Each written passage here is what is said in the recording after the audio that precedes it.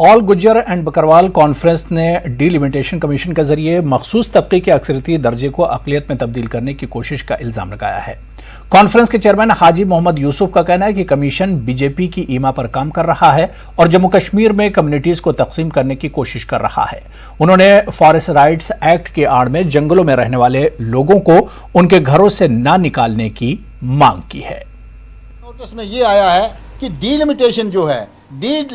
जो है मौजूदा सरकार जो है वो डीलिमिटेशन के मामले में अपनी मनमर्जियां कर रही है। लिहाजा हमारी ये गुजारिश रहेगी कि अक़लियत वाले जहाँ जहाँ पे भी हमारी आबादी है अक्सरियत में है वो अक़लियत में तब्दील ना की जाए, क्योंकि जम्मू प्रोविंस में कुछ ऐसा बीजेपी वाले कर रहे हैं कि इनको हमारी जो कम्युनिटी है उनको चेंज करके डिवाइड करके दूसरी कॉन्स्टिट्यूंसियों में ला रहे हैं। साफ़ सुथरे और साफ शफाफ तरीके से डीलिमिटेशन की जाए ताकि इस हमारी मजलूम कम्युनिटी का पर कहीं ऐसी छुरी ना चले जो आज तक इसके साथ इस्तेमाल किया जाता रहा। गुजर आबादी के जितने भी लोग हैं उनकी यही डिमांड है कि जहाँ पे आज तक 1947 से लेके आज तक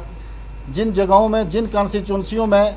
पॉलिटिकल रिजर्वेशन नहीं मिली है, सबसे पहले एक नंबर तो उन जगहों में दी जाए। तीसरी बड़ी ज़बान जो है वो गुजर बकरवाल की है जम्मू कश्मीर के अंदर,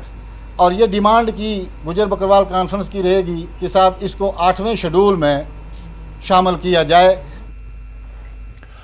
पैंथर्स पार्टी ने यूटी के बेरोजगार नौजवानों को नजरअंदाज करने का हुकूमत पर इल्जाम लगाया। पार्टी सदर हर्ष देव सिंह ने कहा कि जम्मू कश्मीर को 2 यूनियन टेरिटरीज में तकसीम करने के बाद हुकूमत ने तालीम याफ्ता नौजवानों को 50,000 मुलाजमतें फराहम करने का वादा किया था, ताहम इस वादे को पूरा नहीं किया गया। सिंह ने कहा कि यूटी के बेरोजगार नौजवान मुसलसल एहतजाज कर रहे हैं, लेकिन इनकी मांगों को कोई नहीं सुन रहा है।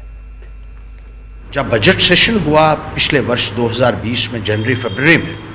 उसमें कहा गया था कि 80,000 नौकरियां जो हैं वो आइडेंटिफाई की गई हैं और वो जल्द से जल्द भरी जाएंगी। तो बयानात तो बहुत दिए जाते रहे, लेकिन हकीकत ये है कि पढ़ा लिखा युवा सड़कों के ऊपर बैठने के लिए आज की तारीख में मजबूर है। हमारे लड़के लड़कियां हैं अनएम्प्लॉयड में हाईली क्वालिफाइड हैं, वो सड़कों के ऊपर बैठे हुए हैं और सरकार को बार बार याद दिलाने की कोशिश कर रहे हैं कि उन्होंने बड़े बड़े वादे किए थे gainful absorption of unemployed youth के, लेकिन वो कहीं भी पूरा होते हुए 3